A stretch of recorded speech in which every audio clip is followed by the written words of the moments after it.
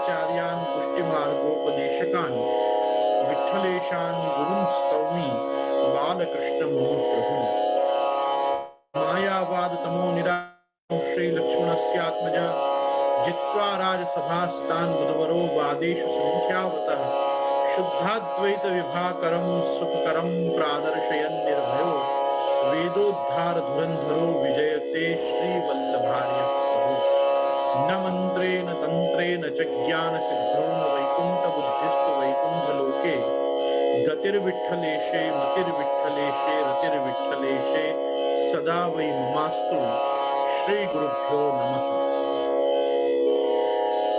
उपस्थित समस्त पूज्य चरणों को मेरे नमस्कार, आदरणीय शास्त्री वर्ग को मेरा प्रणाम एवं आप सभी मेरे प्रिय वाल्लभीय वैष्णव जनों को, आस्तिक धार्मिक वेद मतावलंबियों को मेरा सहृदय सुस्वागतम एवं भगवत स्मरण। जैसा कि हम 2 दिन से थोड़ी कुछ पूर्व भूमिका पूर्वाभ्यास हम साधन प्रकरण का कर ही रहे थे, तो आइए अपन आज अपने ग्रंथ में प्रवेश करें और एक बार पुनश्च हम अपनी कारिकाओं का दर्शन करें। तो भक्ति सेतु हवेली से मैं आग्रह करूंगा कि मुझे एक बार ग्रंथ के दर्शन कराएं। तो हम ग्रंथ में प्रवेश करें।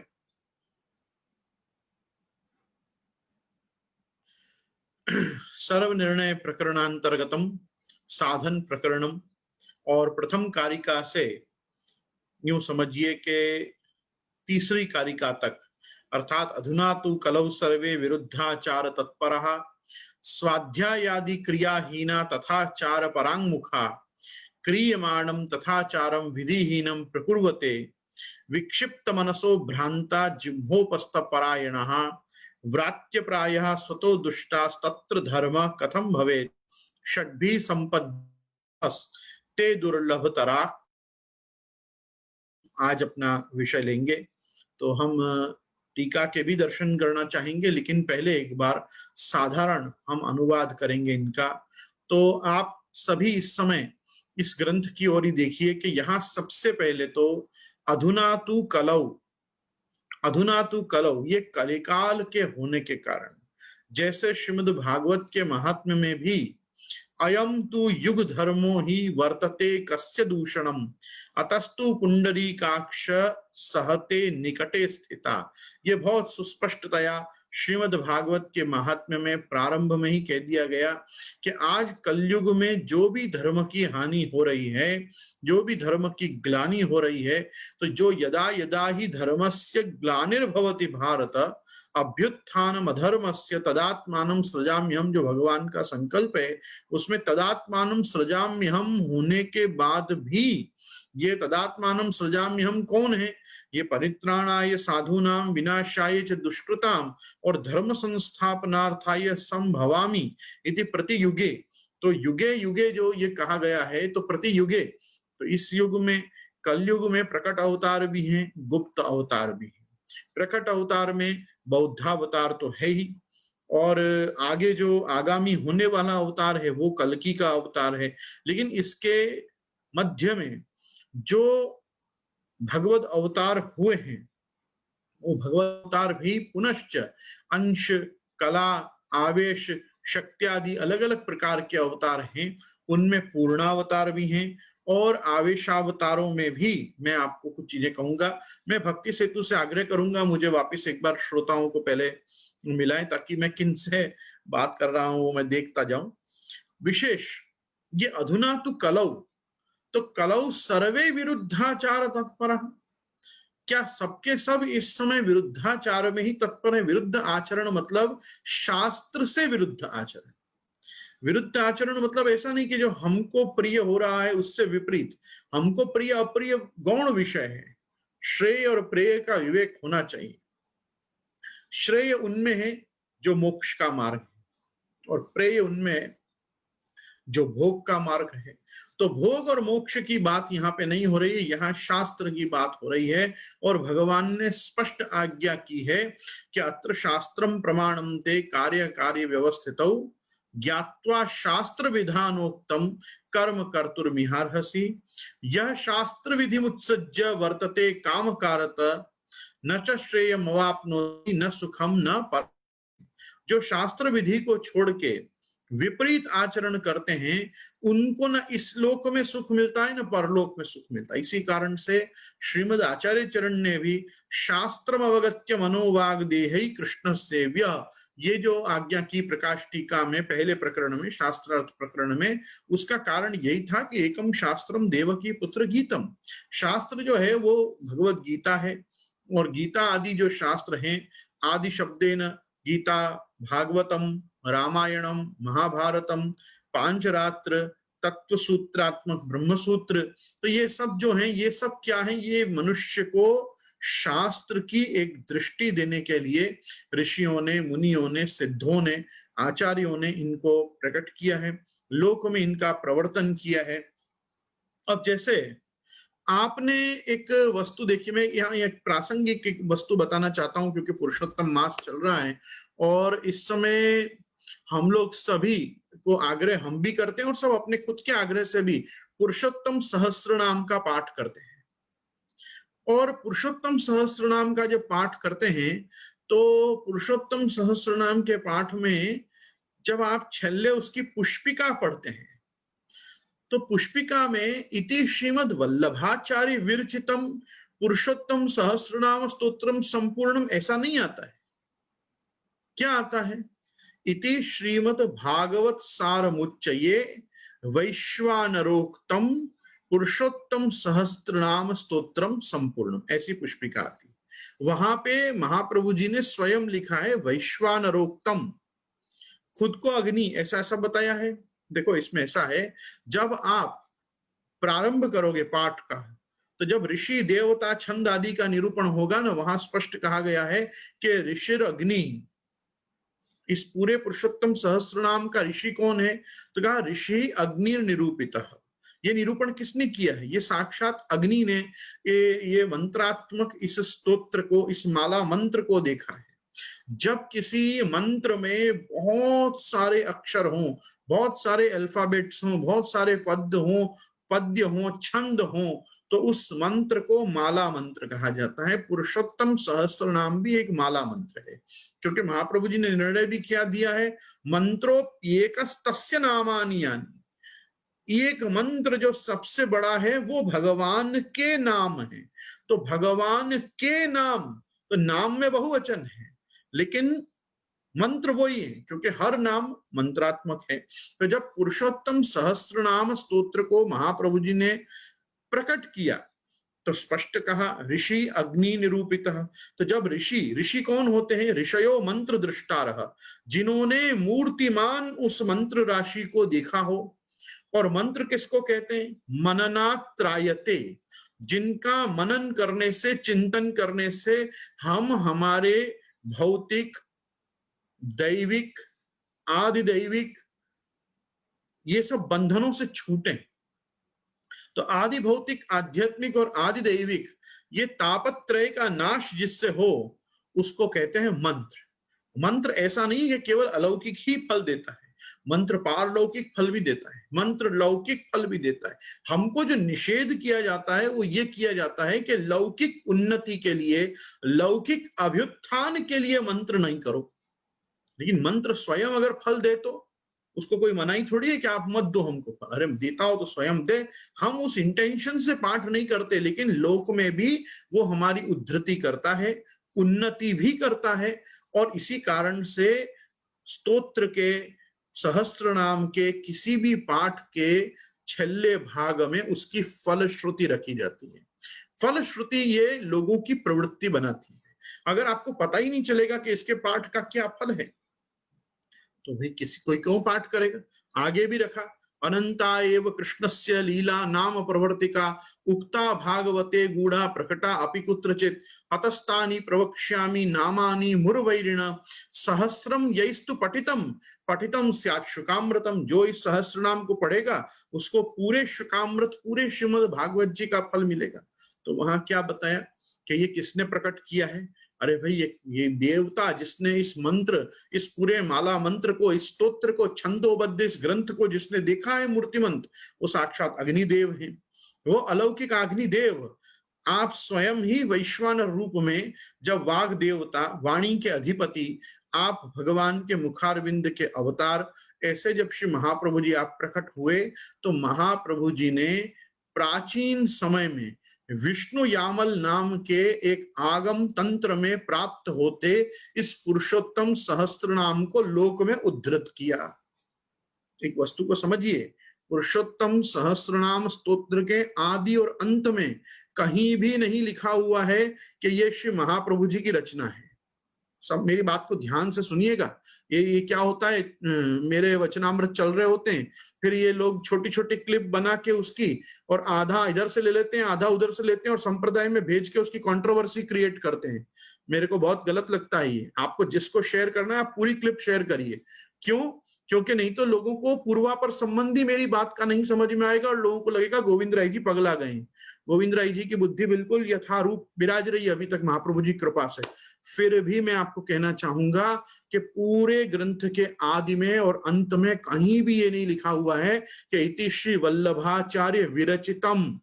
लास्ट में भी पुष्पिका में यही दिया है, इति श्रीमद् भागवत सारमुच्चये वैश्वानरोक्तम पुरुषोत्तम सहस्त्रनाम स्तोत्रम संपूर्णम।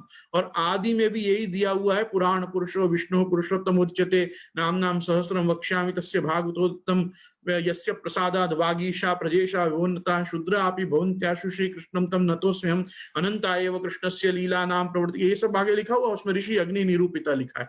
गायत्री च तथा छंदो देवता पुरुषोत्तम, ये सब जो बातें आप पढ़ोगे तो आपको मालूम पड़ेगा महाप्रभु वल्लभाचार्य चरण ने विष्णु यामल नाम के तंत्र में ये विराजमान इस पुरुषोत्तम सहस्रनाम स्तोत्र को लोक में प्रकट किया, लोक को उन्होंने दिया। समाज में किसी को नहीं मालूम था कि शास्त्र में ये ऐसा भी कोई सहस्त्र नाम है जिसमें श्रीमद् भागवत जी में प्रकट होती समस्त लीलाओं के ऊपर के नाम दिए हुए हैं। और विष्णु यामल तंत्र की गणना प्राचीन वैष्णव तंत्र के समस्त साहित्यों में है। और ये जो संहिताएं होती हैं पांचरात्र की, आगम तंत्र की, ये संहिताएं एक एक लाख श्लोक से बनी हुई होती हैं। ऐसा नहीं है कोई 24,000 श्लोक की संहिता होती है, कोई 50,000 श्लोक की संहिता होती है, कोई 36,000 श्लोक की संहिता होती है। पांचरात्र में वैष्णव तंत्र में 120 संहिताएं विद्यमान हैं, जिनको नारद पांचरात्र हम कहते हैं। वो नारद पांचरात्र आगम शास्त्र में अलग अलग छोटी छोटी संहिताएं होती हैं। कहीं विहगेंद्र संहिता होती है, कहीं सनत कुमार संहिता होती है, कहीं पे महादेव जी की अलग अलग सम्मोहन तंत्र की, उमा महेश्वर संवाद की संहिताएं होती हैं। और आगतम शिव वक्रेभ्यो गतम च गिरिजा श्रुतौ मतम च वासुदेवस्य तस्माद आगम उच्यते। मूल आगम के प्रवक्ता स्वयं महादेव जी रुद्र ही हैं, और उन्होंने ही संपूर्ण वैष्णव तंत्र को सुस्थिर किया है और पार्वती जी के लिए प्रकट किया है।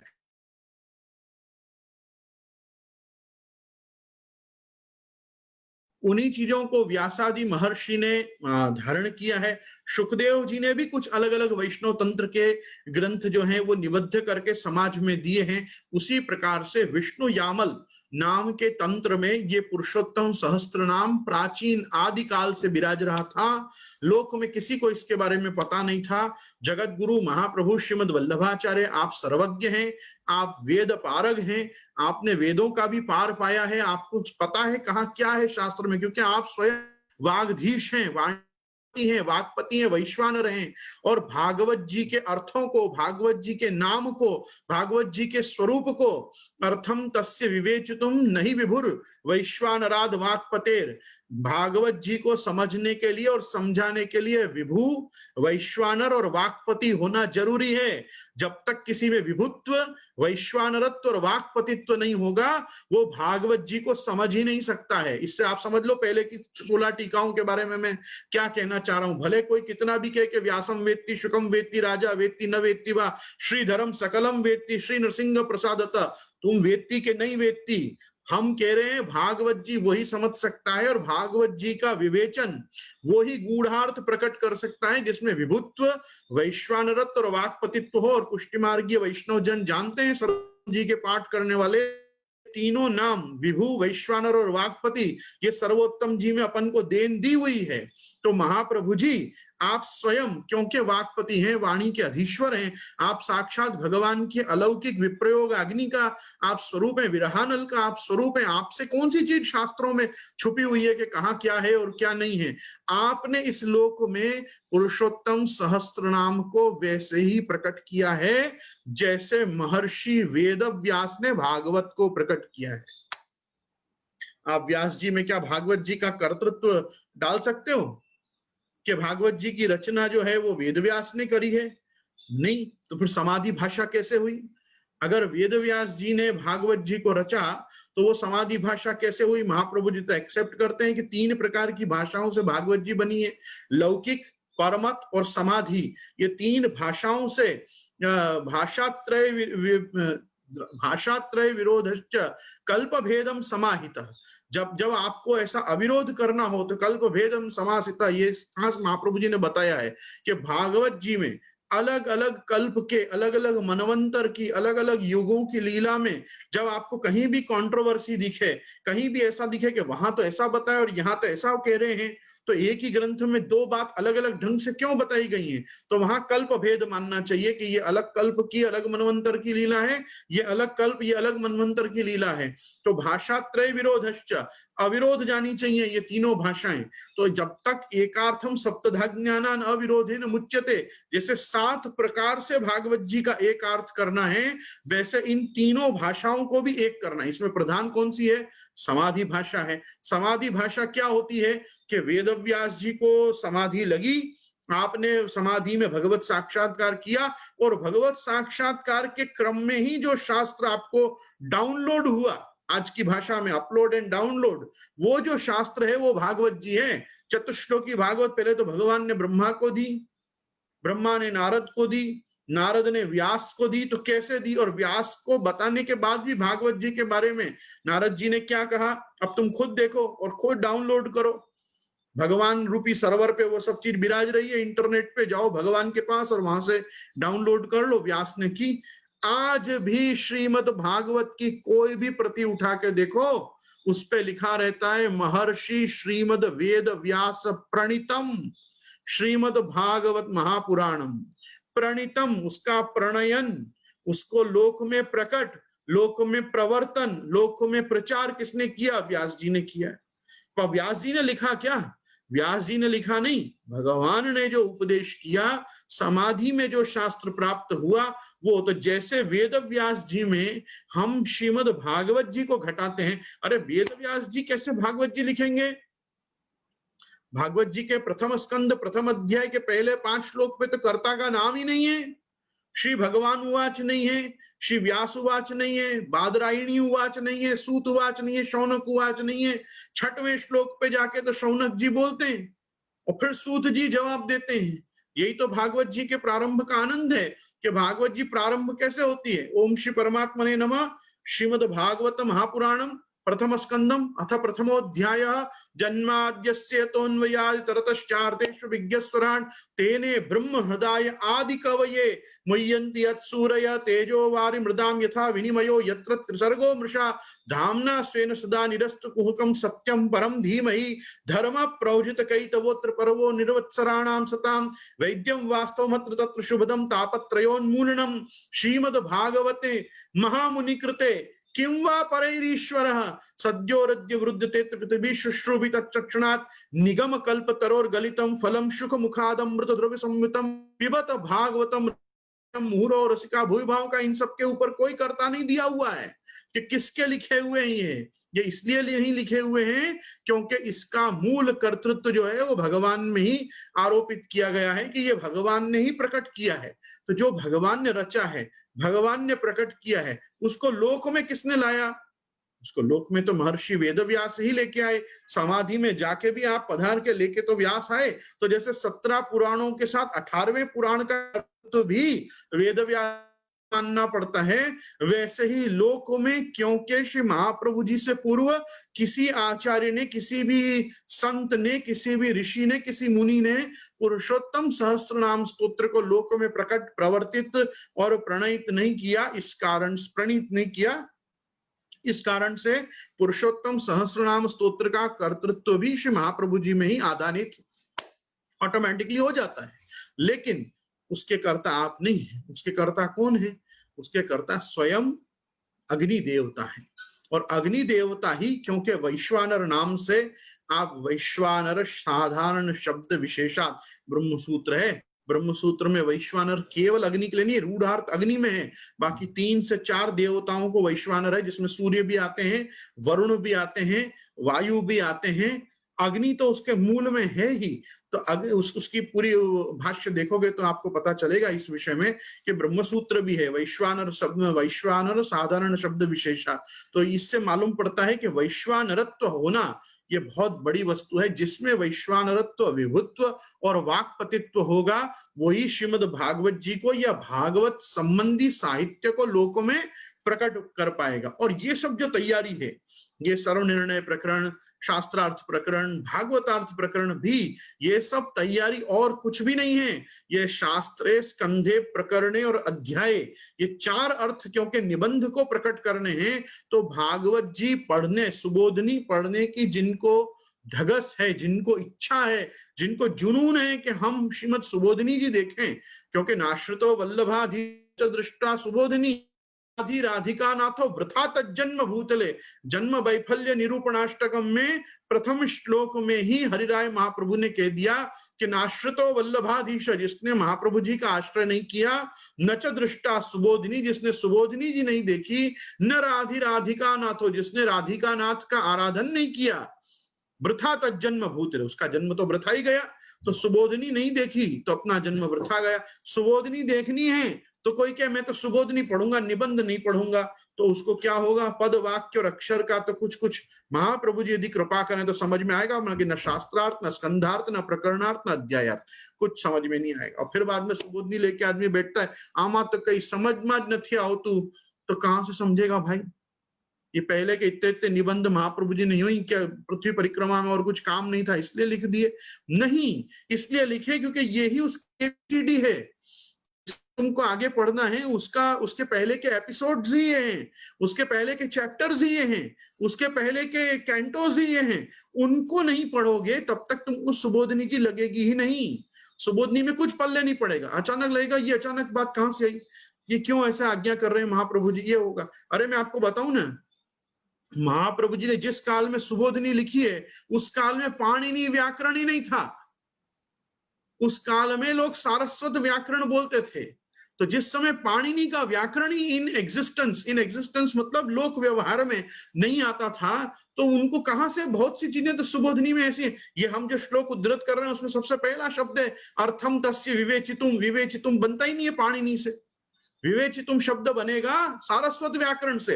अब वहां पे बैठ के बोलोगे कि देखो महाप्रभु जी का व्याकरण गलत है, अब जगत गुरु के ग्रंथ में वो कहते हैं कि ये मिसप्रिंट है, विवेचितुम शब्द बनता ही नहीं है। तो विवेचितुम शब्द वास्तव में नहीं बनता है। किससे नहीं बनता है? पाणिनि के सूत्रों से नहीं बनता है, पर सारस्वत व्याकरण से बनता है।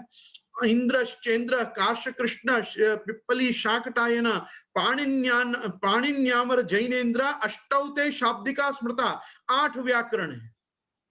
8 तो व्याकरण है संस्कृत के पास, वो 8 व्याकरण में एक 9वां व्याकरण है सारस्वत, और ये पाणिनि तो इस 8 में से आता है। पर सारस्वत व्याकरण वो होता है जिसमें देवता बात करते हैं।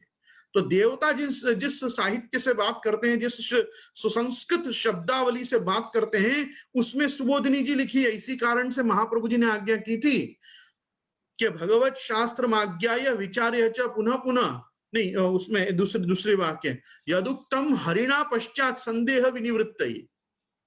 ये जो आज्ञा करी है वो यदुक्तम हरिणा पश्चात संदेह विनिवृत्त।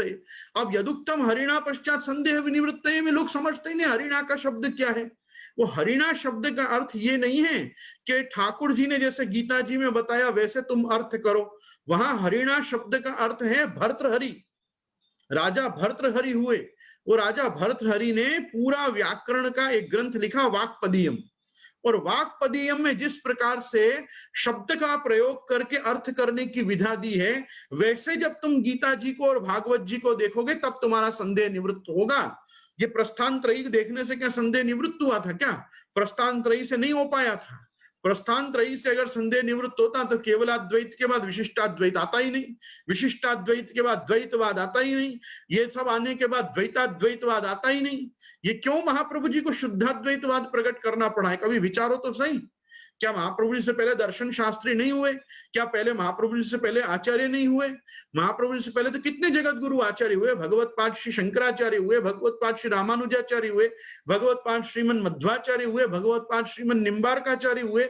ये द्वैताद्वैत, द्वैतवाद, विशिष्टाद्वैतवाद, केवलाद्वैतवाद, काश्मीरी शैवाद्वैतवाद, ये सब प्रकट होने अभिनव गुप्त आचार्य, विज्ञान भिक्षु, भर्तृ प्रपंच, महाप्रभु जी से पहले तो असंख्य शुद्धाद्वैतवादी भी हुए हैं। क्या विष्णु स्वामी शुद्धाद्वैतवादी नहीं थे? महाप्रभु जी से और सबों से सबसे पहले आदि वैष्णवाचार्य तो स्वयं विष्णु स्वामी हुए हैं। ये सब आचार्यों ने इतने मत प्रकट किए तो भी क्यों शास्त्र का निर्णय नहीं आ पा रहा था? क्योंकि प्रस्थान त्रयी से निर्णय आएगा भी नहीं। अच्छा, प्रस्थान त्रयी में भी समस्या क्या है? शांकरों की प्रस्थान त्रयी अलग है। शांकर प्रस्थान त्रयी में कर्मकांड को लेंगे ही नहीं, वो तो उपनिषद, गीता और ब्रह्मसूत्र लेंगे। रामानुजाचार्य आएंगे, रामानुजाचार्य नहीं, केवल उपनिषद नहीं, कर्मकांड की और उपासना कांड की ऋचाओं को भी लेना पड़ेगा। तो मुख्या और गौणी का भेद श्रुतियों में नहीं कर सकते, ऋचाओं में नहीं कर सकते, वो फिर उसमें ऐड करेंगे। फिर मध्वाचार्य जी आएंगे, वो तत्ववाद लेके आएंगे, उनको द्वैत प्रकट करना है, उनको अद्वैत निरुक्ति करनी है, पहले वालों को अद्वैत सिद्धि करनी है। ये सब प्रपंच को छोड़ के निम्बार्काचार्य आके कहेंगे कि नहीं, हमको तो ये सबसे मतलब ही नहीं है, हमारा तो निरुपाधिक द्वैताद्वैतवाद है, भगवान में अद्वैत है, जीव में द्वैत है, जगत में द्वैत है, भगवान की लीला में सब में अद्वैत है। हम तो द्वैताद्वैत मानते हैं क्योंकि द्वैत की श्रुतियां भी वेद में है और अद्वैत परक श्रुतियां भी वेद में है। उसके बाद एक भास्कराचार्य प्रकट होंगे, वो भास्कराचार्य कहेंगे कि नहीं, ये तुम्हारा निरुपाधिक द्वैताद्वैत गलत है, सोपाधिक भेदा भेद जो है वो सही है। तो ये सब प्रपंच क्यों हो रही थी? क्योंकि महाप्रभु जी के बिना कोई भागवत को इसमें इंट्रोड्यूस ही नहीं कर रहा। ये वेदा, ये प्रस्थान त्रयी में क्या आ रहा था? वेद, गीता, ब्रह्मसूत्र, ये महाप्रभु जी का औदार्य है। वेदः श्री कृष्ण वाक्यानि व्यास सूत्राणि चैवहि समाधि भाषा व्यासस्य प्रमाण चतुष्टयम। ये चतुष्टय प्रस्थान ग्रंथ में श्रीमद् भागवत जब आई तब सर्व संदेह वारक शास्त्र उसमें आया, उत्तरम पूर्व संदेह वारकम परिकीर्तितम। ये क्यों महाप्रभु जी ने आज्ञा की कि उत्तरम पूर्व संदेह वारकम परिकीर्तितम? हर प्रमाण जो है वो पूर्व के प्रमाण को बल देगा। वेद में संशय होगा तो गीता निराश करेगी, गीता में संशय होगा तो ब्रह्मसूत्र से खुलासा होगा, ब्रह्मसूत्र से अगर खुलासा नहीं हुआ तो श्रीमद् भागवत जी की शरण में जाना पड़ेगा, और भागवत जी की शरण जाने के बाद भी किसी बात का खुलासा नहीं होता है तो उस आदमी को धर्म ग्रंथ पढ़ना ही नहीं चाहिए, उसको धर्म मार्ग में ही नहीं आना चाहिए। यहाँ उसी के बारे में आज्ञा कर रहे हैं, अधुना तु कलौ सर्वे विरुद्धाचार तत्परा। ये जो वाक्य महाप्रभु जी ने कहा है, क्यों कहा? कलिकाल की समस्या ही ये है कि कलिकाल में लोगों को श्रीमद् भागवत समझ में नहीं आती, कलिकाल में लोगों को वेद समझ में नहीं आते। अलौकिको ही वेदार्थो न युक्त्या प्रतिपद्यते तपसा वेद युक्त्या च प्रसादात् परमा। 3 प्रकार से ही वेद समझा जा सकता है। कौन से 3 अर्थ समझा जा सकता है? तपसा, तपस्या करो, सत्वात् संजायते ज्ञानम, तुम्हारा सत्व गुण इतना बढ़ जाए शरीर में, आत्मा में, देह में कि तुम्हारे को ज्ञान प्राप्ति हो जाए। ज्ञान प्राप्ति होगी तो वेद तो ज्ञान स्वरूप है, ज्ञानात्मा ही है पूरा वेद, तब तुमको वेद के वाचन समझ में आएंगे। तो तपसा वेद युक्त्या च, एक वेद को दूसरे वेद से समझो, एक शाखा को दूसरी शाखा से समझो, तब जाके वेद का अर्थ लगेगा। और तीसरा प्रसादात् परमात्मा, जिस पे कृपा हो गई उसको ब्रह्म ज्ञान स्वतः हो जाएगा, फिर कृपा से ऊपर बड़ी क्या चीज है। तो पोषणम तद अनुग्रह, उसके ऊपर अनुग्रह हो गया, कृपा हो गई तो उसको स्वयं वेद लगने लगेगा। यस्य देवे परा भक्ति यथा देवे तथा गुरौ तस्यैते कथिता अर्था प्रकाशन्ते महात्मना। उसको अपने आप शास्त्र अपना अर्थ कहेगा जिसको परा गुरु भक्ति सिद्ध हो जाएगी, जिसको श्री महाप्रभु जी के चरणारविंद में भक्ति सिद्ध हो गई। सर्वोत्तम जी का 1000 पाठ करो, आपको महाप्रभु जी का कौन सी वाणी स्फुट नहीं हो। मेरे को जूता आपको मार देना आके, क्या हमारे को इतने सर्वोत्तम करे बाद भी श्री महाप्रभु जी की वाणी समझ में नहीं आई। सर्वोत्तम जी करोगे ग्रंथ समझते जाओगे, सर्वोत्तम जी करोगे ग्रंथ समझते जाओगे। सर्वोत्तम जी सिवाय गति नहीं है संप्रदाय में, नहीं तो शास्त्र का नाम, उस स्तोत्र का नाम ऐसे ही सर्वोत्तम नहीं रखते गुसाई जी। गुसाई जी ने क्यों रखा? तदुक्तम अपि दुर्बोधम। मैं मानता हूं महाप्रभु जी का लिखा हुआ अच्छे अच्छों के लिए दुर्बोध है। क्यों दुर्बोध है? फिर वापस वही कलयुग की समस्या है, कलिकाल तमश्चन्न दृष्टित्वाद विदुषाम अपि। विद्वानों की बुद्धि कुंठित हो चुकी है इस समय, कलिकाल के प्रभाव से आच्छन्न हो चुके, ढका गई ये बुद्धि। अब क्या करोगे? संप्रत्य विषय तस्य महात्म्यम समबुद्ध भूमि, भूमि पे से भगवत विषय जो महात्म्य था वही लोगों को पता नहीं चला कि क्या महात्म्य भगवान का, क्या महात्म्य भागवत जी का, क्या महात्म्य वेदादि शास्त्रों का। ये महात्म्य लोप हो गया तो क्या हो गया? अधुना तु कलौ सर्वे विरुद्धाचार तत्पर। अब सब जो हो गए विरुद्धाचार में तत्पर हो गए। आप बात समझे कि हुआ क्या है? हुआ यही है कि कलिकाल के आ जाने से सर्व मार्गेषु नष्टेषु कलौ च खल धर्मिणी पाखंड प्रचुरे लोके कृष्ण एव गतिर्मम, यही समस्या हुई। कलौ भक्त्यादि मार्गाई दुस्साध्येति में मति हो गया। यहाँ महाप्रभु जी आज्ञा कर रहे हैं कि सर्वे विरुद्धाचार। अब विरुद्धाचरण क्या है? शास्त्र से विरुद्ध आचरण जो है वो विरुद्धाचार। तत्पर, उसमें तत्पर है, लोगों को मजा आ रहा है उल्टा काम करने में। लोगों को ऐसा नहीं है कि दुख हो रहा है, कह रहे हमको शास्त्र ज्ञान नहीं है तो हम कैसे हमारा जीवन जिए, ऐसी कोई दयनीयता नहीं है। मैं तो कहता ही हूं ना, ये ससाधन निस्साधनता तो बहुत पुरानी हो गई। अब तो सब दुष्ट साधन लोग पृथ्वी पे विद्यमान है। श्री महाप्रभु जी विराज रहे हैं, ठाकुर जी घर विराज रहे हैं, वल्लभ कुल विराज रहा है, सत्संग विराज रहा है, शास्त्र विराज रहा है, तो भी कुछ पढ़ना नहीं है लोगों को। ये सब कौन है? यही है अधुना तु कलौ सर्वे विरुद्ध। और ये अधुना कैसा लगता है? देखो अभी की बात लगती है कि अभी अपने साथ भी यही हो रहा है। ये ग्रंथ कब लिखा गया? 500 साल पहले लिखा गया ना। 542 में से 42 काट भी दो कि महाप्रभु जी होंगे 42 साल के उस समय, तो भी 500 साल पहले लिखा हुआ ये ग्रंथ है। और इसमें महाप्रभु लिख रहे हैं अधुना, इस समय की हालत ऐसी है। अब 500 साल पहले की हालत यदि ऐसी है तो आज सोचो कि वो डिटोरिएट होते होते होते होते अपन कहां पहुंच चुके हैं। तो 500 साल बाद अपनी अपनी क्या गति है इस समय? तो कह रहे हैं स्वाध्याय आदि क्रियाहीना तथाचार परांगमुखा। ये तो बहुत गजब बात। स्वाध्याय आदि क्रियाहीना, स्वाध्याय अध्यात्म न प्रमदितव्यम, देव पितृकार्याभ्याम न प्रमदितव्यम। वेद ने तो आज्ञा की थी स्वाध्याय करो, महाप्रभु जी ने आज्ञा की थी भगवत शास्त्र में आज्ञा ये विचार्य च पुनः पुनः। अपन ने कौन से शास्त्र का पुनः पुनः विचार किया बताओ? बैलेंस शीट, रिटर्न फाइल, ये सब का पुनः पुनः विचार किया अपन। इसके ऊपर कोई विचार नहीं हुआ विशेष। तो ये विचार जो नहीं हुआ है उसके कारण कह रहे हैं कि स्वाध्याय आदि क्रियाहीना। ये स्वाध्याय उस चीज को कहते हैं कि जो अध्ययन कर चुके हैं उसका पुनर्चिंतन करना, सीधी भाषा में सत्संग करना, सीधी भाषा में रिविजन करना। तो शास्त्रों का रिविजन होना चाहिए। क्यों होना चाहिए? अनभ्यासम विषम शास्त्रम अजीर्णे भोजनम विषम मूर्खस्य विषम गोष्ठी। मूर्ख आदमी को ले आओ एक गोष्ठी में विद्वानों की, देखो उसको ऐसा लगेगा मुझे किसी ने विष दे दिया। क्यों? मूर्खा पंडित संग में न रमते, दासो न सिंहासने, काका पद्म बने न रमते, कूपो न हंसोदके, हंसो न कूपोदके, मूर्खा पंडित संग में न रमते। एक मूर्ख एक पंडित के साथ कभी नहीं घूमेगा। ये स्थिति हो रही है अभी। स्वाध्याय आदि क्रिया ही ना, कहीं बैठ के स्वाध्याय करना ही नहीं, हमको शास्त्र पढ़ना ही नहीं है।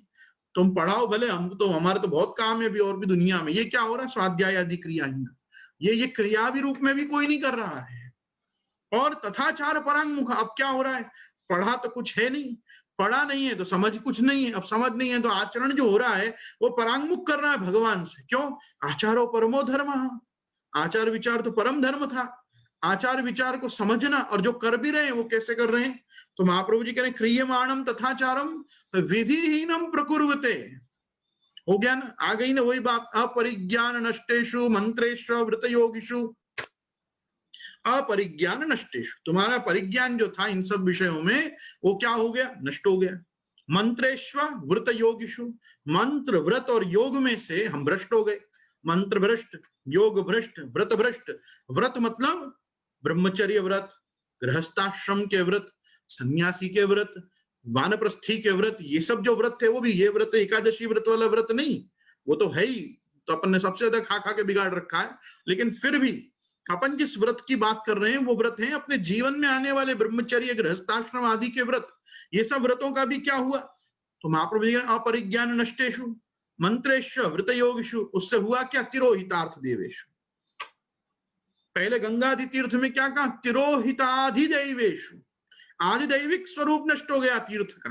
यहाँ कह रहे हैं कि तिरोहितार्थ देवेशु, इनके ये जिस अर्थ में लिखे गए थे वो भ्रष्ट हो गया और वो स्फुट हुआ, इसलिए उस ढंग का आचरण नहीं हुआ। आचरण और संकल्प वो ढंग का मानसिक नहीं रहा, इसलिए उस कर्म ने भी फल नहीं दिया। इसलिए कहने क्रियमाणम तथाचारम, आचार विचार लोग कर रहे हैं, पर क्या हुआ, अपरस छूट गई और सब कौन हो गए, मर्यादी हो गए। पहले अपरस में रहते थे, अच्छे थे, मर्यादी हो गए, यहां से चली गई अपरस। यहां है, हृदय में बहुत अपरस है उनके, पूरे दिन अपरस है। यहां यहां कुछ लॉजिकली कुछ नहीं, रैशनलाइज कुछ भी नहीं। There is no rational answer, there is no logical answer by the Maryadi कि मैं ऐसा क्यों रह रहा हूं। Unhygienic state, completely unhygienic dirty state of living, मतलब मर्यादी वैष्णव। स्पष्ट सुनो, वो कारण क्या है, इलॉजिकल थिंकिंग अबाउट अपरस। महाप्रभु जी वही तो आज्ञा कर रहे हैं, क्रियमाणम तथाचारम विधिहीनम प्रकुरुते, करना चाह रहे हैं, अच्छा हो नहीं पा रहा है बराबर। क्यों, पहले वाली बात है ना, स्वाध्याय आदि क्रिया ही ना, पढ़ाई लिखाई कुछ हुई नहीं। एक ने मर्याद ली, दूसरे ने भी एक्सेप्ट कर ली, तीसरे ने भी उसको देख के एक्सेप्ट कर ली।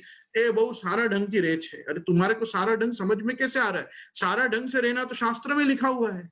शास्त्र देखो, महाप्रभु जी साधन दीपिका में अपन ने देखे 127 श्लोक, कहीं लिखा था मर्याद करने का, कहीं लिखा था। मैं तो यही बताने के लिए साधन प्रकरण पढ़ा रहा हूं अभी, कि देखो इसमें भी ढूंढ लो। शायद गोपीनाथ जी भूल गए होंगे मर्याद, इनको पता होगी महाप्रभु जी को, महाप्रभु जी बता दें तो कहना कि मर्याद कहाँ है। मर्याद नहीं मिलेगी। क्यों नहीं मिलेगी, आचारो परमो धर्म, आचार के पीछे विचार शब्द क्यों लगाया गया शास्त्रकारों ने। आचार विचार क्यों बोलते हो, विचार बिना आचार नहीं हो पाएगा, अचार बन जाएगा। अचार, केरी का अचार, गूंदा केरी का अचार बन जाएगा, हो गया अपरस का। अचार किसका बना, आपका नहीं बना, अपरस का बन गया। किसी ने कुछ मसाले डाल दिए, किसी ने कुछ मसाले डाल दिए, लोगों को बिगाड़ दिया। और उसमें फर्क क्या पड़ा, भाग कौन गई, युवा पीढ़ी। युवा पीढ़ी ने कहा मेरे से तो ये सब नहीं होगा, ये अचार वचार, मैं तो सॉस और जैम वाला हूं, मेरे को तो अथाणो ही नहीं चाहिए। अब वो भाग गया, उसको पकड़ के कैसे लाओगे। लॉजिकल थिंकिंग, रैशनल थिंकिंग, सुप्रा रैशनल कॉन्सेप्ट्स को भी सटल वे से सबलाइम वे तक उसको जब तक समझाओगे नहीं कि ये क्यों हो रहा है, ये परम धर्म क्यों बताया गया है, ये भगवद अर्थ करने की चीज है, अनर्थ करने की चीज नहीं है। परिवार में, परिवार में सबको जोड़ना भगवद रस में, भगवत सेवा में, वो वास्तविक अपरस है। कैसे अपरस में ये लोग रह रहे हैं कि इनका घर तो आया ही नहीं उस अपरस में। इसलिए यहां ये चीज को समझना बहुत जरूरी है कि हो क्या रहा है, विक्षिप्त मनसो भ्रांता। विक्षिप्त, विक्षिप्त आदमी किसको कहते हैं, क्रैक, सनकी, उसको कहते हैं विक्षिप्त। कहते हैं ना मनोविक्षिप्त, जिसका मेंटल इक्विलिब्रियम खत्म हो चुका है, मेंटल इम्बैलेंस जो है। महाप्रभु जी यहाँ ये शब्द का प्रयोग कर रहे हैं, विक्षिप्त मनसो भ्रांता। वो भ्रांत लोग हैं और दूसरों को भी भ्रांत कर रहे हैं। इसलिए उनको बोलो कि पहले शास्त्र पढ़ो। आचार विचार के ऊपर संप्रदाय में दश दिगंत विजयी पुरुषोत्तम जी ने, लेखवारे पुरुषोत्तम जी ने द्रव्य शुद्धि नाम का पूरा ग्रंथ लिखा है। वो द्रव्य शुद्धि के हिसाब से भी यदि एक भी मर्यादी वैष्णव बता दे कि वो ग्रंथ के अनुसार उसका जीवन है, मैं कल से मर्याद ले लूंगा, नहीं मिलेगा। एक वाक्य भी मर्यादी के जीवनचर्या को सपोर्ट करता महाप्रभु जी के षोडश ग्रंथ में, हरिराय महाप्रभु के शिक्षा पत्रों में, इन निबंध ग्रंथों में, साधन दीपिका आदि और सेवा श्लोक आदि सब ग्रंथों में भी कहीं नहीं मिलेगा। क्यों नहीं मिलेगा, क्योंकि महाप्रभु जी गोसाई जी वो ही निरूपण करेंगे कि जो प्राचीन आपस्तंभादि ऋषियों के द्वारा, बोधायन आदि ऋषियों के द्वारा, व्यास शुक आदि ऋषियों के द्वारा जो ऋषि प्रोक्त स्मृति वचन होंगे, उन स्मृति वचन और गृह्य सूत्रों के आधार पे ही अपरस मेंढ मर्यादा बनेगी। हमारे यहाँ मेंढ है, हमारे यहाँ मर्याद है, लेकिन मर्यादी नहीं है, मेंढ है, मर्याद है। मर्याद शब्द ही अपने आप में वेद मर्यादा है। शास्त्र में जो प्रिस्क्राइब्ड है, क्या हम पखावज नहीं बजा रहे हैं, क्या हम डफ नहीं बजा रहे, ढोलक नहीं बजा रहे हैं, में चंग उपंग आदि कितने वाद्य ऐसे जिसमें चमड़ा आता है। भजन पाठ करने वाले लोग क्या मृग चर्म पे बैठ के भजन पाठ नहीं करते हैं, बिल्कुल करते हैं। ये आप सुहाग सौंठ में डाल डाल के खाते हो अंबर, ये अंबर और कस्तूरी क्या है, ये क्या बायोलॉजिकल प्रोडक्ट नहीं है, डेफिनेटली है। लेकिन शास्त्र ने जिनका प्रावधान दिया है वो प्रकार से यदि हम प्रयोग करते हैं तो उसमें जीव हिंसा आदि अपने को अवगुण नहीं नड़ते हैं, क्योंकि वो शास्त्रीय वस्तु है। यदि मृदंग पक्षवाज, जिसको हम पखावज कहते हैं आज की तारीख में, ये मृदंग और पक्षवाज है, श्रीमद् भागवत जी में है, असंख्य जगहों पे है।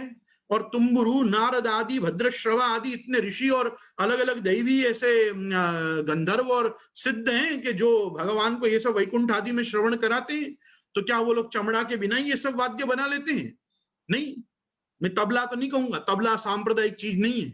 और जो लोग पुष्टि मार्ग में तबला बजा बजा के कीर्तन कर रहे हैं वो भी गलत काम कर रहे हैं। भजन मंडली तक ही तबला अलाउड है, कीर्तन में तबला का प्रयोग वर्ज है, मतलब वर्ज है। महाप्रभु जी, गुसाई जी ने और गुसाई जी के बाद अष्ट सखाओं ने अगर कहीं तबला का वर्णन किया हो तो आप बजाओ, तबला का वर्णन नहीं हुआ है। ऐसे तो हारमोनियम का भी नहीं हुआ है। अब तो क्या होता है, लोग गोपीजनों के कटआउट्स बनाते हैं, गोपीजनों की पिछड़ी बनाते हैं, उसमें गोपीजनों के हाथ में तबला और गोपीजनों के हाथ में हारमोनियम बना देते चित्रकार। कहां से लाए, क्यों लाए? है ही नहीं जहां लीला में ये सब चीजें। लीला में क्या है भाई? लीला में जो शास्त्रीय वाद्य हैं, शास्त्रीय वाद्यों की एक मर्यादा है।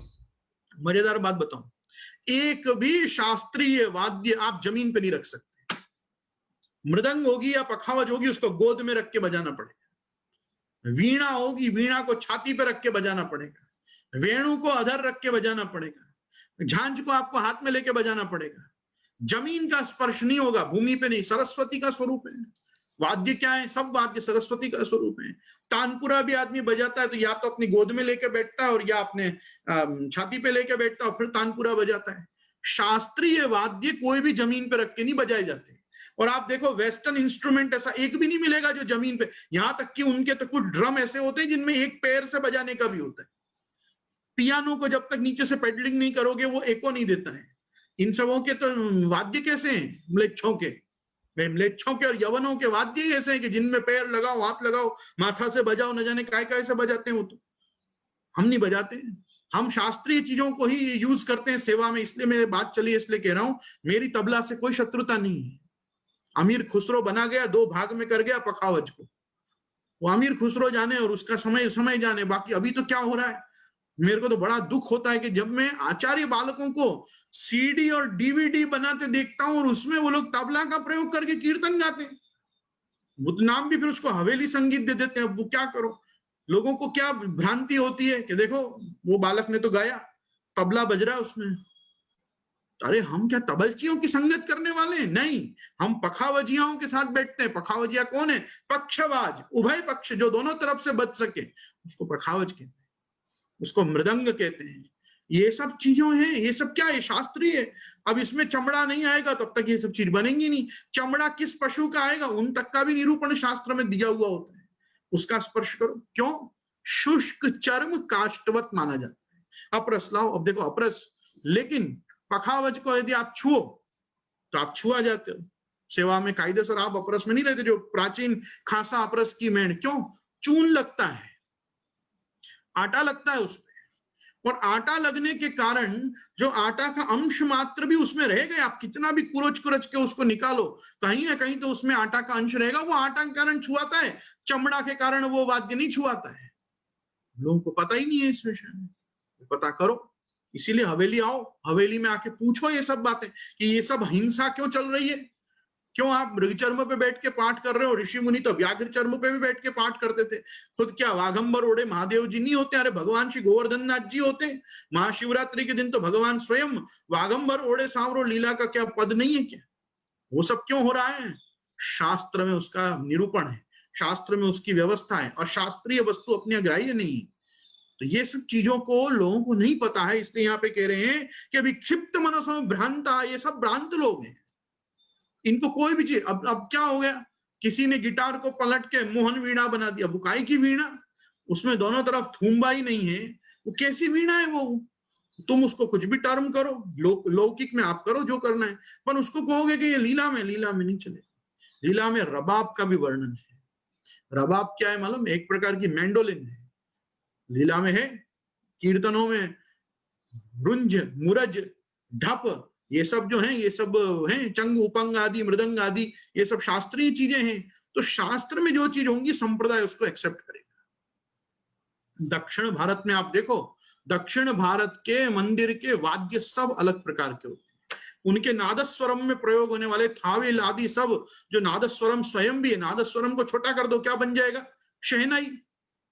अब अपन कहते हैं शहनाई बजे मंगल में, अरे शहनाई मंगल में बजे, पर शहनाई उत्तर भारत में, पर उत्तर भारत में आई कहां से? वो दक्षिण से छोटी होती चली गई नादस्वरम, हाथ में क्या रह गई? शहनाई रह गई, बाकी तो वो नादस्वरम है।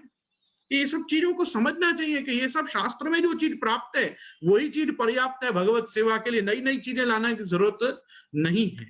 इसलिए अपने यहाँ एक तारा, तंबूरा, तानपुरा, सितार सांप्रदायिक वस्तु नहीं, वीणा है। सितार भी क्या है? ये वीणा और गिटार, इनको मिला दिया, सितार बन गया। सितार का पहले नाम क्या था? गत्तौड़ा। सितार का नाम पहले था गत्तौड़ा। उसमें से दो वाद्य बने, सुरबहार और सितार। कभी ये पूछना कलाकारों से कैसा हुआ कि नहीं हुआ? ये सब चीजें अपन को मालूम नहीं, अपन जन जन जन जन जन जन बजाते, ठाकुर जी को सुनाते, ठाकुर जी को समझ में नहीं आती सब वाद्य। ठाकुर जी बोलते ये क्या आया, ये कौन सा वाद्य? प्रभु खुद अपन को पूछ रहे होते, अपन जवाब नहीं दे पाते कौन सा वाद्य, क्योंकि लीला का उससे संबंध नहीं है। आप मंजीरा लेके बैठो, झांझ लेके बैठो, आप टन टन टन टन करते बजाओ, ठाकुर जी बहुत आनंद लेता है। ये सब चीजों को कहीं ऐड करने की जरूरत नहीं। ये सब क्या हुआ है? ये सब वही है, क्रियमाणम तथाचारम विधिहीनम प्रकुरुते विक्षिप्त मनसो भ्रांता जिह्वापस्थ परायण। अब वो क्यों ऐसे हो गए लोग? दो ही चीजें रह गई हैं, एक भोग में सुख है, एक काम में सुख है, जिह्वा में और उपस्थ के ही परायण होके रह गए बस। ये कारण से महाप्रभु जी आप आज्ञा कर रहे हैं, ये सब जो लोग हैं ना कैसे हो गए? व्रात्य प्रायः स्वतो दुष्टा तत्र धर्म कथम भवे। इनसे धर्म कैसे कराओगे? इनसे धर्म नहीं हो पाएगा। धर्म कराने के लिए ये व्रात्य नहीं होने चाहिए। अब देखो व्रात्य एक गजब की व्यवस्था है। व्रात्य कौन है भाई? जैसे जिस व्यक्ति का यज्ञोपवीत 16 साल तक नहीं हुआ, 16 साल का वो हो गया और अभी तक उसका यज्ञोपवीत ही नहीं हुआ। त्रैवर्णिकों में जिनको यज्ञोपवीत प्राप्त है उसमें 5 से 8 वर्ष के बीच में ब्राह्मण के बच्चा का यज्ञोपवीत हो जाना चाहिए। उसके बाद जो क्रम चलता है वो 9, 11, 13 और 15 साल लास्ट है जिसको यज्ञोपवीत लेना हो। और अगर अभी भी यज्ञोपवीत नहीं हुआ तो वो क्या संज्ञा में आ जाएगा? व्रात्य। व्रात्यस्तोम नाम का प्रायश्चित यदि उसका बाप बैठ के करेगा अपनी माँ, उसके मतलब अपनी पत्नी के साथ, तो माँ बाप यदि बैठ के उसके लिए व्रात्यस्तोम का प्रायश्चित करेंगे और उसमें वो भी प्रायश्चित करेगा और उसको पश्चाताप होगा कि मेरा अभी तक संस्कार नहीं हुआ, तब जाके उसके वो प्रायश्चित कर्म से निवृत्त होने के बाद उसको गायत्री दी जाएगी और तब जाके वो ब्रह्मचर्य अवस्था में आएगा। क्योंकि 16 साल क्रॉस करे बाद उसको ब्रह्मचारी बनाने का कोई मतलब नहीं है। 16 साल पे यदि लड़का आ जाओ या 16 साल पे लड़की आ जाओ तो अप्राप्त यौवना नारी न च कामाय न शांतये संप्राप्ते षोडशे वर्षे गर्दभी चापसरायते। 16 साल पे आने के बाद तो गधी को भी लगता है मैं अप्सरा हूं और गधे को भी लगता है कि मैं देवता हूं। अब उससे क्या ब्रह्मचर्य आदि व्रतों का पालन कराओगे? उसके कोई काम का नहीं। उसको कब से ब्रह्मचर्य बताना पड़ेगा? उसको 8 साल, 9 साल, 11 साल, 13 साल तो बता देना पड़ेगा कि ब्रह्मचर्य क्या है। और ब्रह्मचर्य का मतलब केवल यही नहीं है कि हम यौन संबंध आदि न स्थापित करें। उसका अर्थ यह है ब्रह्मचर्य का कि हम युवावस्था के लिए तैयार हों और युवावस्था जब प्राप्त हो तब जब गृहस्थ धर्म में जाएं तो तब तक के लिए हम शक्ति संपन्न, सशक्त और सज्ञान पूर्वक हम गृहस्थाश्रम को जिए, उसके लिए उसको ब्रह्मचर्य दिया जाता है। केवल हर चीज ये मत कर, ये मत कर, ये मत कर, ये मत कर, इसका नाम थोड़ी ब्रह्मचर्य है। ब्रह्म के जैसा शुद्ध आचरण जिसका हो वो ब्रह्मचारी है। तो ब्रह्मचारी मनुष्य को ब्रह्मचर्य कब लेवाना पड़ेगा? जब वो कुमार दशा में हो, वो किशोर हो गया, किशोर के बाद वो वयस्क हो गया, अब उसको क्या यज्ञोपवीत दो कि मत दो, उसको क्या फर्क पड़ने वाला है? अब तो शास्त्र में हर चीज को एक एज से बांधा गया। इसीलिए तो क्या कहा माँ बाप को, सब माँ बाप ये बात भी तो भूल गए ना, लाड़येत 5 वर्षाणि 10 वर्षाणि ताड़येत संप्राप्ते षोडशे वर्षे पुत्र मित्र वधाचरेत। लाड़येत 5 वर्षाणि, 5 वर्ष तक बच्चे को खूब लाड़ ही लाड़ करना चाहिए, पिटाई नहीं करनी चाहिए। फिर कहा 10 वर्षाणि ताड़येत, फिर 5 के आगे क्या आया? 6 नंबर। 6 साल के बच्चे से लेके 16 साल का जब तक ना हो तब तक अच्छा पीटना चाहिए बच्चे को। तब जाके संप्राप्ते षोडशे वर्षे पुत्र मित्र वधाचरे, तब वो तुम्हारे साथ मित्र के ढंग से रह पाएगा आगे जीवन में। तो 5 साल प्यार करो, 10 साल धो अच्छे ढंग से। ये तो खुद धुल जाते हैं इतना बोलते ही। तो आम नहीं करा इतने में, तो उसने वो देख लिया सामने, तो माँ बाप गायब। वो कुछ नहीं कर सकते। वो धर्म का स्थापन करेंगे बच्चों में। ये वाक्य प्राय स्वतः दुष्टा तत्र धर्म कथम भवेत, महाप्रभु जी पूछ रहे हैं ऐसों से धर्म कैसे कराओगे जो तुम्हारी डांट नहीं खा सकता। तो इसलिए डांट खाए बच्चा, ऐसा तैयार होना बहुत जरूरी है। बच्चे को माँ बाप की डांट सहन हो और वो उस ढंग की ही मेंटल साइकोलॉजी से बड़ा हो कि मैं गलत काम करूंगा तो मुझे डांट पड़ेगी, और ये अच्छा नहीं है रोज रोज डांट खाना।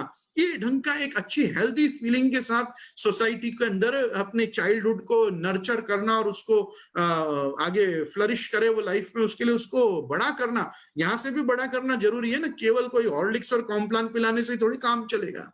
काम तब चलेगा जब उसको संस्कार भी पिलाए जाएंगे साथ में, और सुसंस्कृत होकर सभ्य समाज के ढंग से वो जब शालीनता के साथ बाहर आएगा तब लेगा इसने ब्रह्मचर्य अच्छा जिया। ब्रह्मचर्य क्या है आज की भाषा में? स्टूडेंटहुड, स्टूडेंट लाइफ, डिसाइपलहुड, एक प्रकार का ओबीडियंस आना, डिसओबीडियंस जाना, उसके अंदर एक प्रकार की मेच्योरिटी ऐसी आना कि उसको देख के लगे इसमें गुड एटिकेट्स हैं। आज केवल लिटरेसी रेट बढ़ा देना and the ability to read and write and having some degrees is not education, it is only literacy. You can make people good literate people, you can not educate them without proper sentiments and proper feelings to feel at proper age. तो ये चीजों को महाप्रभु जी यहाँ discuss कर रहे हैं अपने साथ कि ये ऊपर की घटनाएं क्यों घट रही हैं लोगों के साथ, क्योंकि सब व्रात्य प्राय, जिस समय पे जो संस्कार जिसका होना चाहिए उसको नहीं मिल रहा है। और मैं कहूंगा कि अलौकिक स्तर पे भी ये हो रहा है। समय पे ब्रह्म संबंध नहीं हो रहा है, समय पे गायत्री नहीं मिल रही है, समय पे उसको दीक्षा नहीं मिल रही है, समय पे उसको गुरु प्राप्त नहीं हो रहे हैं, और गुरु का क्या उपयोग संप्रदाय में करना ये भी माँ बाप उसको नहीं बता पा रहे हैं। इसके कारण माँ बाप भी भ्रांत हैं, बच्चा भी भ्रांत है, और उत्तरोत्तर ये जो है ये सृष्टि रेशोत्तरोत्तरा क्या हो रही है, ये सब माइक सृष्टि हो रही है। यही मायावाद है। ब्रह्मवाद को नहीं समझना ही मायावाद है। अयम एव ब्रह्मवादो शिष्टम मोहाय कल्पितम, महाप्रभु जी आज्ञा करते हैं ये है जो ब्रह्मवाद है, बाकी जो सब कुछ है वो सब मायावाद ही है। शिष्टम मोहाय कल्पितम। तो अगर अपन को मायावादी नहीं हो जाना है, और मायावादी हो ही गए ना, माँ बाप भी सब मायावादी हैं, ये रही माया, इसी के चिंतन पूरे दिन, यहां से कैसे आवे, वहां से कैसे आवे, यहां से कैसे नहीं जावे, बस ये जो चिंतन है ये क्या मायावाद से कम है क्या? ब्रह्मवादी बनना है तो ब्रह्म में ब्रह्मैक निष्ठ होना पड़ेगा। ब्रह्मैक निष्ठ, एक ब्रह्म में ही निष्ठा होनी चाहिए, और उसी से परिवार का बोध होना चाहिए। ये मेरे ठाकुर जी को परिवार, ये मेरे ठाकुर जी के जीव, ये मेरे ठाकुर जी के सगे संबंधी, क्यों? ये मेरे संबंधी, मेरे ठाकुर जी संबंध है। वो ढंग की बुद्धि लाके जो गृहस्थ आश्रम को जिए वो सच्चा गृहस्थ। नहीं तो ग्रहम सर्वात्मना त्याज्यम त्यक्तुम न शक्यते कृष्णार्थम यत् प्रयुंजीत कृष्णोऽनर्थस्य वारक, ये इधर ही आ रहा है 2-4 श्लोक के बाद, देख लेना साधन प्रकरण में। धनम सर्वात्मना त्याज्यम त्यक्तुम न शक्यते भी आएगा, ग्रहम सर्वात्मना त्याज्यम त्यक्तुम न शक्यते भी आएगा। घर और धन दोनों ही ये आपत्तिकारक है। क्यों आपत्तिकारक है? श्रुति स्मृति पुराण आदि पांचरात्र विधिम विना ऐकैन्तिकीर हरिर्भक्तिर उत्पत्त्येव कल्पते। उत्पाती लाती है ऐसी भक्ति, जो शास्त्र विधि को छोड़ के भक्ति की जाती है वो वैधेयी भक्ति नहीं होगी, तो वो कभी रागानुगा भक्ति भी नहीं बनेगी।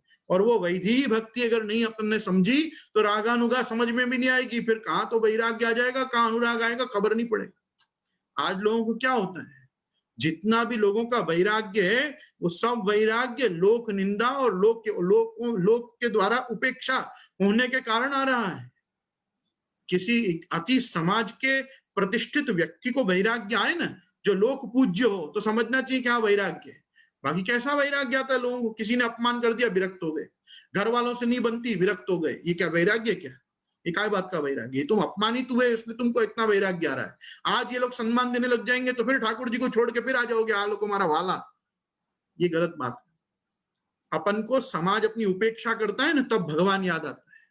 जब समाज अपनी आवश्यकता, अपनी उपादेयता को समझ के अपन को सर्वदा स्वीकार रहा हो ना, तब अपने को उनमें हीनता भाव आके भगवान में मुख्य भाव आवे ना, तब समझना चाहिए सच्चा वैराग्य आया।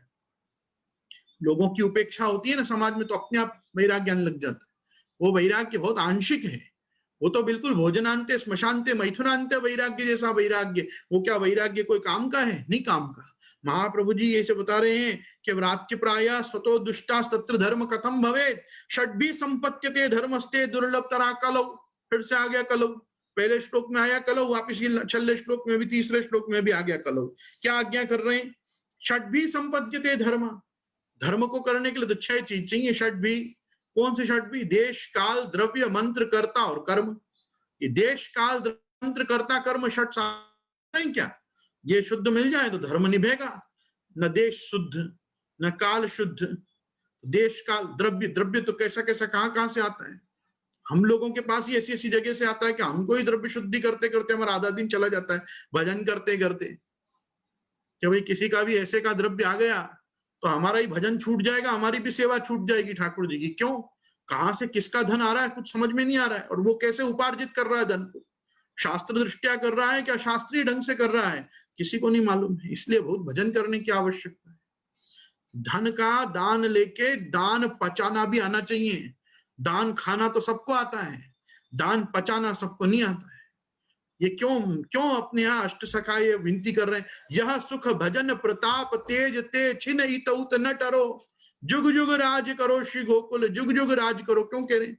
भजन प्रताप तेज क्यों चाहिए? ये भजन प्रताप तेज चाहिए धन को बचाने के लिए, क्योंकि धन कहां से आ रहा है हमको नहीं पता हो रहा है, उसको सही ढंग से उपार्जित करना चाहिए आपको। और आज देखो सबसे ज्यादा टैक्स चोरी हो रही, टैक्स चोरी हो रही है मतलब राजद्रोह, और राजद्रोह से उपार्जित धन जो है वो हमारे पास आ रहा है। उसमें भी ये तो कोरोना काल आया करके ऑनलाइन भेंट आनी शुरू हुई तो थोड़ी व्हाइट में राशि आनी शुरू हुई, नहीं तो पूरे काले धन के उपभोक्ता हम गोस्वामी बालकों से बड़ा तो कोई था ही नहीं। तो काला धन काला धन काला धन कहाँ है? वल्लभ कुल के पास है काला धन।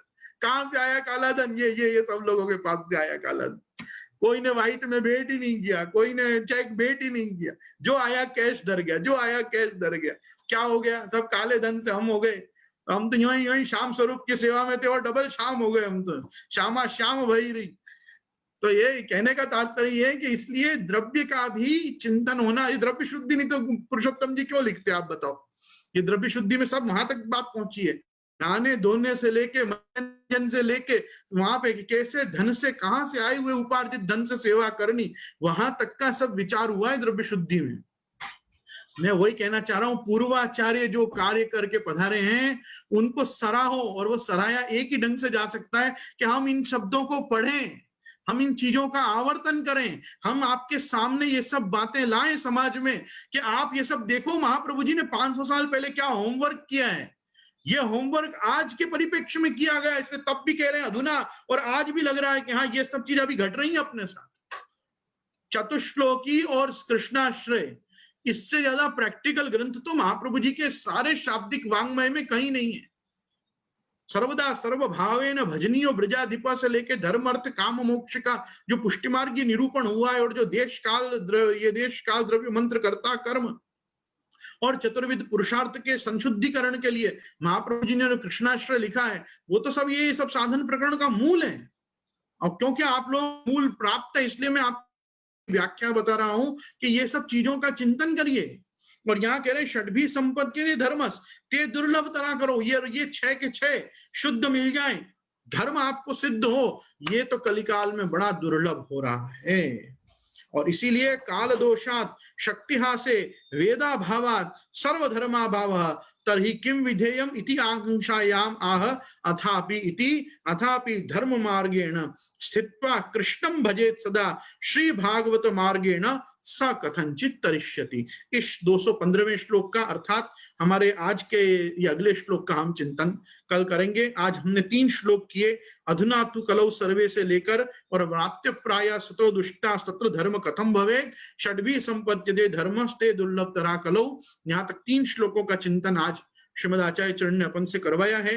कल अपन इसके आगे अगर ऐसी परिस्थिति निर्माण हो चुकी है तो कैसे अपन अपने उद्धार के लिए कार्य करें, उसकी आज्ञा अथापि धर्म मार्गेण से, क्योंकि काल दोष के कारण, शक्ति ह्रास के कारण, वेद का अभाव मतलब ज्ञान का अभाव होने के कारण, सर्व धर्मों का जो अभाव इस समय हो गया है कली काल में, तो ऐसे समय में जीव को क्या करना चाहिए, इसका उत्तर आगे के श्लोक में आचार्य चरण आप दे रहे हैं। हम अभी आश्रय का पद करेंगे और कल इसका चिंतन करेंगे कि ऐसी स्थिति में हमारे को क्या उपदेश श्रीमद आचार्य चरण ने किया है। दृढ़ चरणन केरो भरोसो, दृढ़ चरणन केरो, श्रीवल्लभ नख चंद्र छटा बिन, सब युग मांझ अंधेरो भरोसो, दृढ़ चरणन केरो, साधन और नहीं या कली में, जासो हो य निबेरो, सूर कहा कहे द्विविध याधरो, बिना मोल को चेरो भरोसो, दृढ़ न चरणन केरो भरोसो। श्री गोवर्धन नाथ की जय, श्याम सुंदर श्री यमुने महारानी की जय, श्री वल्लभाधीश की जय, श्री गुसाई जी परम दयाल की जय, आज के आनंद की